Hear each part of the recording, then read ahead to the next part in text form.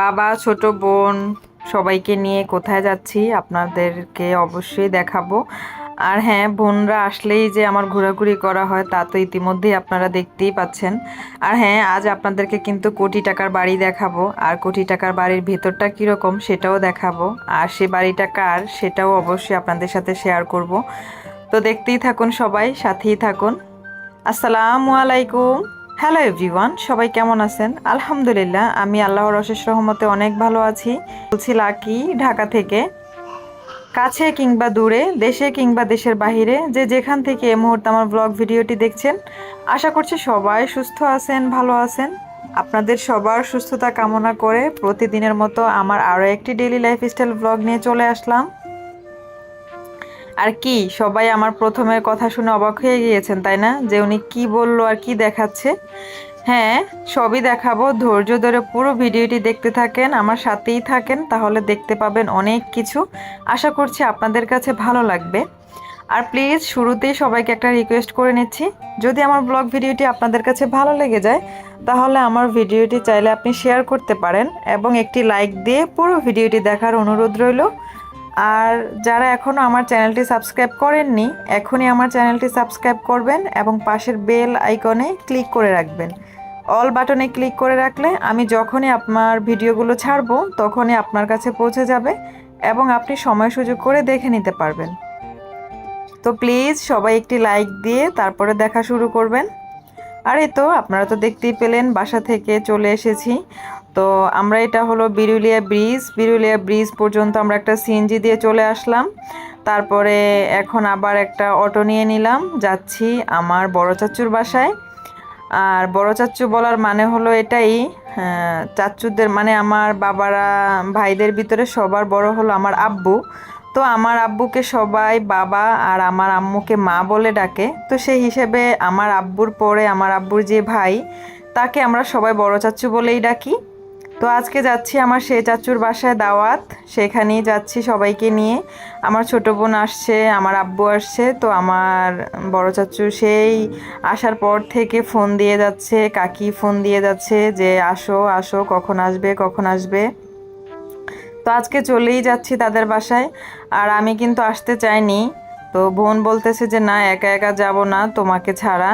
মেজো বোনও যেতে পারছে না। আমরা কিন্তু যেখানে যাই 3 বোন একসাথেই যাই। আপনারা যারা সবসময় আমার ব্লগ ভিডিও দেখেন তারা তো দেখেই থাকবেন। তো মেজো বোনের যেহেতু ছেলের স্কুল, তারপরে কোচিং, আরবি, তো সব কিছু মিলিয়ে সে একটু ব্যস্ত আছে, কারণ ছেলের এক্সাম চলতেছে। তো সেই জন্য আর ও আসতে পারেনি। তো আমার মেয়ের তো স্কুল শেষ করে তারপরে আমরা রওনা করেছি। এই তো এখন আমরা বাসার প্রায় কাছাকাছি চলে এসেছি। আর এদিকে আসলে আমার কাছে যে কি ভালো লাগে, একদম গ্রামের মতো একটা ফিল হয়, অনেক গাছপালা, তারপরে প্রচুর বাতাস, আমার খুবই ভালো লাগে। আর এটা হলো আশুলিয়া খাগান। তো আমরা এখন খাগানের উদ্দেশ্যেই যাচ্ছি, মানে বিরুলিয়া ব্রিজ থেকে আমরা একটা অটো নিয়ে নিয়েছি একবারে খাগান আমার চাচুর বাসায়, তারপরে যাব। তো আমার চাচু কিন্তু অনেকবার বলছিল যে গাড়ি পাঠিয়ে দেই, তোমরা গাড়ি দিয়ে এসো, গাড়ি দিয়ে এসো। কিন্তু এত পরিমাণে গরম, আমার বোন বলছিল যে ও যখন গাড়ি মানে আমার চাচুর যেই গাড়ি, ওই গাড়ি যখন দরজা জানালা সব বন্ধ করে এসি ছাড়ে, তখন আমার বোন একদমই সহ্য করতে পারে না। আর ছোট বোন আর ছোট বোনের ছেলে, তারা একবারে বমি করে অস্থির হয়ে যায়। তো সেই জন্য আমার বোন বলছিল যে দরকার নেই, আমরা এমনি সিএনজিতে করে যাব, তাহলে বাতাস খেতে খেতে যেতে পারবো। তো সেই জন্য আর চাচু গাড়ি পাঠায়নি, কিন্তু চাচু অনেক বকাবকি করেছিল যে বাচ্চা কাচ্চা নিয়ে গরমের ভিতরে তোমরা কিভাবে আসবে সিএনজি দিয়ে। কিন্তু সিএনজিতে বিশ্বাস করবেন না, অনেক বাতাস ছিল। আর এই তো আমরা চলে এসেছি আমার চাচুর বাসার সামনে। আমার চাচুর যে এটাই হলো বাড়ি। আর এটা হলো একটা 8তলা বাড়ি, এখনও পুরোটা কমপ্লিট করা হয়নি। ওই যে আপনাদেরকে বললাম শুরুতেই, কোটি টাকার বাড়ি আজ আপনাদেরকে দেখাবো, আর কোটি টাকার বাড়ির ভেতরটা কেমন সেটাও দেখাবো। আসলে কোটি কোটি টাকা খরচ করলেও কিন্তু দেখা যায় যে সৌন্দর্যর আর শেষ হয় না। তো সেই রকমই হলো আমার চাচুর অবস্থা। আমার চাচু কিন্তু ইতিমধ্যে অনেক টাকা খরচ করে ফেলেছে, কিন্তু এখনও সে বাড়িটা কমপ্লিট করতে পারেনি এবং পুরো সৌন্দর্য ধরে রাখতে পারেনি। আর এই যে আমরা এসে দেখতেছি বাসার সামনে গাড়ি দাঁড় করে রাখছে, মানে আমার চাচু আর আজকে গাড়ি বের করেনি। তো দেখা যায় যে সচরাচর আমরা যখন আসি তখন আমার চাচু আমাদের জন্য সবসময় গাড়ি পাঠিয়ে দেন আগে, যে আমাদের আসতে যাতে কষ্ট না হয়, কারণ যেহেতু আমাদের 3 বোনেরই বাচ্চা আছে। আর আমার কাকিমা আমার চাচু আমাদেরকে অনেক অনেক আদর করে, অনেক আদর করে, যা বলার মতো না।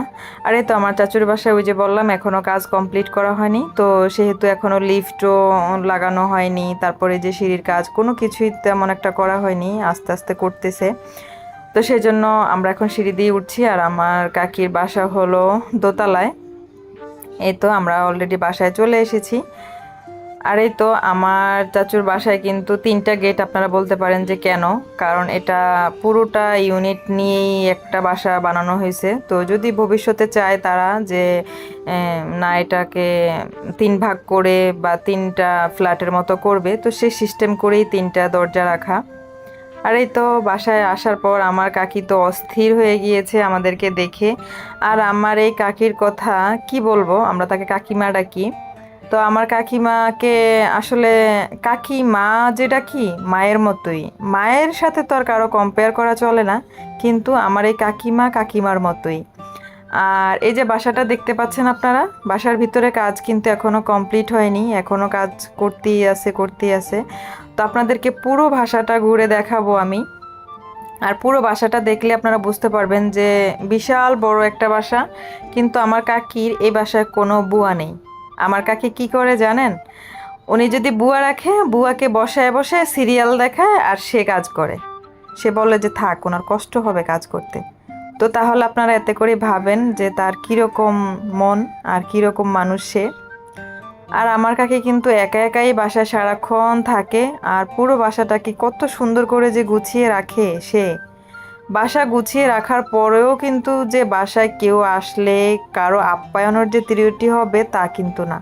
আমরা যখনই আসি না কেন এখন পর্যন্ত, আমাদের যে বিয়ে হয়ে গিয়েছে, বাচ্চা কাচ্চা হয়ে গিয়েছে, আমার কাকি এখনও আমরা আসলে যদি শীতের সময় হয় আমাদেরকে গিজারে পানি গরম করা থাকলেও বলবে যে আমি চুলায় পানি গরম করে দেই, গিজারে হইতে লেট হবে বা কি এরকম করে। তারপর আমরা গোসল করার পরে বলবে যে গেটটা খোলো, গেটটা খোলো, মানে ওয়াশরুমে ঢুকলেই সে নক করা শুরু করে দেবে। নক করে বলবে যে আমি গোসল করায় দেই, তোমাদেরকে মাথায় শ্যাম্পু লাগিয়ে দেই, এরকম করে সে আমাদেরকে গা ডলে গোসল করায় দেয়, মাথায় শ্যাম্পু করে দিবে। তারপরে আবার কাপড় চোপড় ধোয়ার জন্য যে কি করে, তো আমরা তো আগে বিয়ের আগে যখন এসেছি তখনও কাকি এগুলো করতো, কিন্তু এখন আর করতে দেই না আমরা, কিন্তু তারপরও সে অনেক আদর করে, অনেক আদর করে। এই যে আমরা আজকে এসেছি, আজকেও আমাদের সব ভাই বোনদেরকে কিন্তু আমার কাকিমা খাইয়ে দিয়েছে। তো আপনাদের সাথে আসলে আমার কাকিকে সেভাবে শেয়ার করতে পারছি না, সরি। কিন্তু আপনারা সবাই আমার কাকির জন্য দোয়া করবেন। তিনি এখন একটু আগের চাইতে অনেক অসুস্থ হয়ে গিয়েছেন, কারণ বয়স হয়েছে। আর এই যে বাসা দেখতে পাচ্ছেন সব কাপড় দিয়ে ঢেকে ঢেকে রেখেছে, কারণ এত বড় বাসার ভিতরে শুধু আমার চাচু আর আমার কাকি থাকে। তো আমার এই চাচুর 3টা ছেলে মেয়ে, একটা মেয়ে আর 2টা ছেলে। বড় ছেলে বাইং হাউসে জব করে, কিছুদিন আগেই তার বিয়ে দেওয়া হয়েছে, এখনও ভাবিকে আনা হয়নি সেভাবে, এমনিতেই কাবিন করে রেখেছেন। তো ভাবি যেহেতু এখন স্টুডেন্ট, পড়ালেখা শেষ হলে তারপরে নিয়ে আসা হবে। আর মেজু ভাই হলো ডাক্তার, মানে ডাক্তারি পড়া এখনও শেষ করেনি, আর কিছুদিন বাকি ডাক্তার হয়ে বের হওয়ার। তো সেও বাসায় থাকে না, সে তার পড়ালেখা নিয়ে বাইরে বাইরেই থাকা হয় বেশিরভাগ টাইম। আর যে বোন, সে বোন কিন্তু ইন্টার পরীক্ষা দিয়েছে, রেজাল্টও বের হয়ে গিয়েছে, মাসাল্লাহ ভালো রেজাল্ট করেছে। তো কোরবানির ঈদের পর সেও আমেরিকা চলে যাবে। তো এই বাসার পুরো বাসাটা জুড়ে আমার কাকি আর আমার চাচু একা একাই থাকেন। আর আপনারা তো দেখতেই পাচ্ছেন, আমি ঘুরে ঘুরে দেখাচ্ছি। তো এখনও সবগুলো রুম কমপ্লিট করা হয় নাই, এখনও বাসার ভিতরে অনেক কাজ করা বাকি, অনেক কিছু করা বাকি। আর এটা একটা বলতে পারেন যে আমার চাচুর স্বপ্নের বাড়ি। আমার চাচু কিন্তু নিজে অনেক অনেক শখ করে বাড়িটা করেছেন, আর বিশেষ করে বাড়িটা করার পেছনে অবদান হলো আমার কাকির। যতই আমার চাচুর টাকা থাকুক না কেন, আসলে একটা কথা হচ্ছে কি, পুরুষদের যতই টাকা থাকুক না কেন, একটা নারী যদি গুছিয়ে না চলতে পারে তাহলে টাকা কামাই করে সে কখনোই কিছু করতে পারবে না।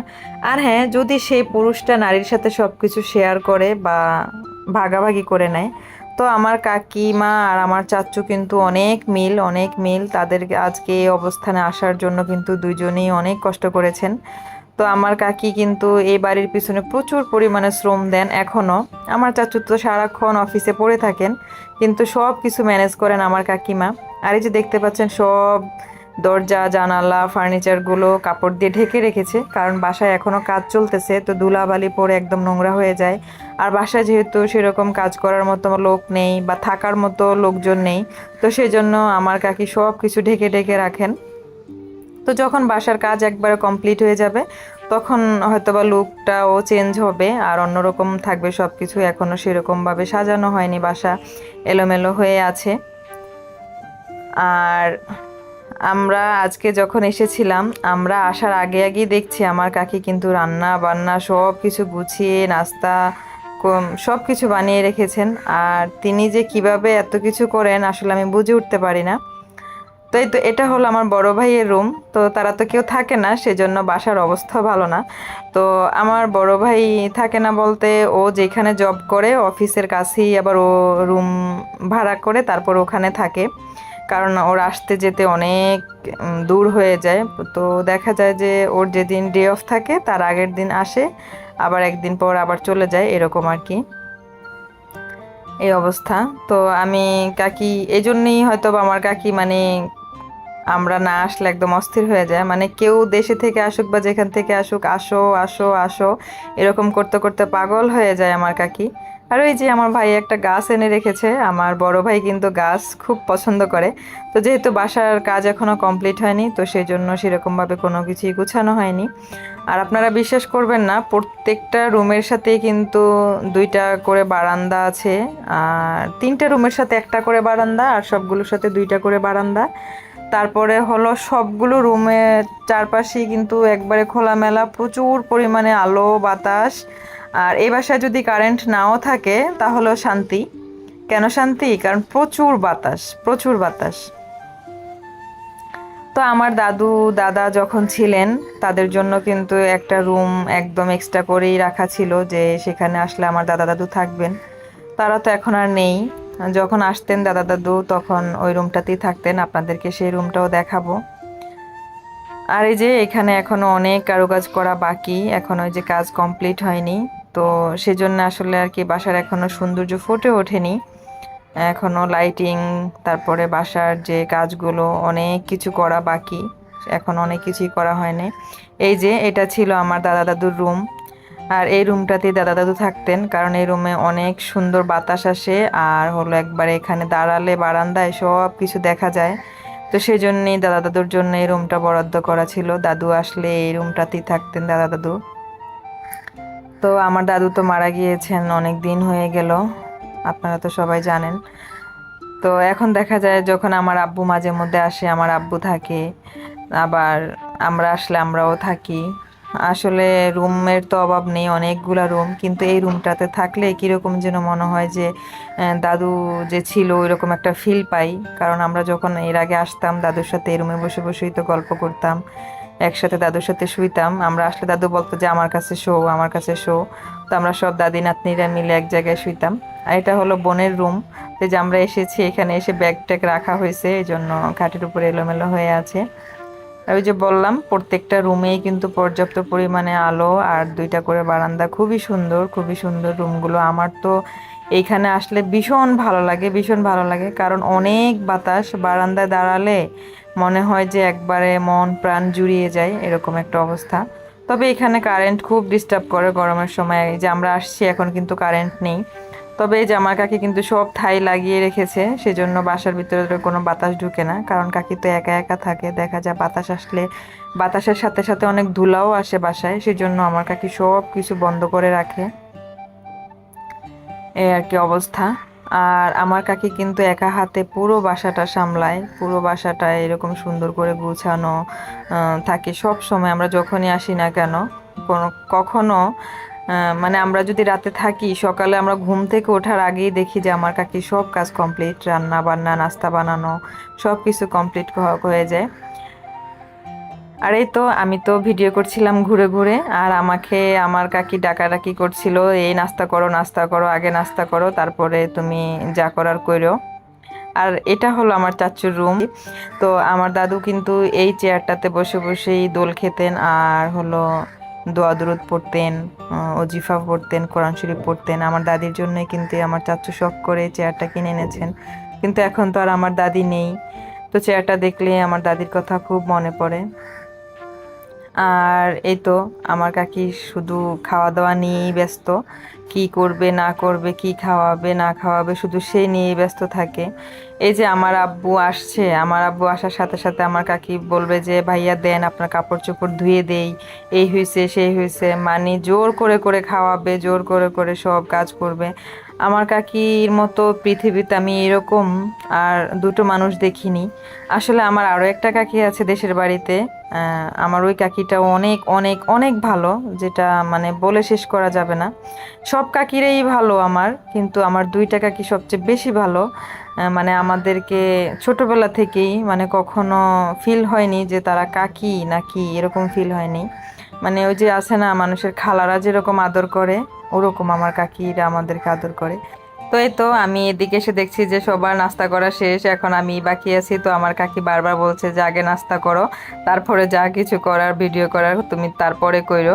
তো আমার পরবর্তী ভিডিওটি দেখার আমন্ত্রণ রইল সবাইকে। আমার আজকের ব্লগটি এখানেই শেষ করছি। আল্লাহ হাফেজ, আসসালামু আলাইকুম।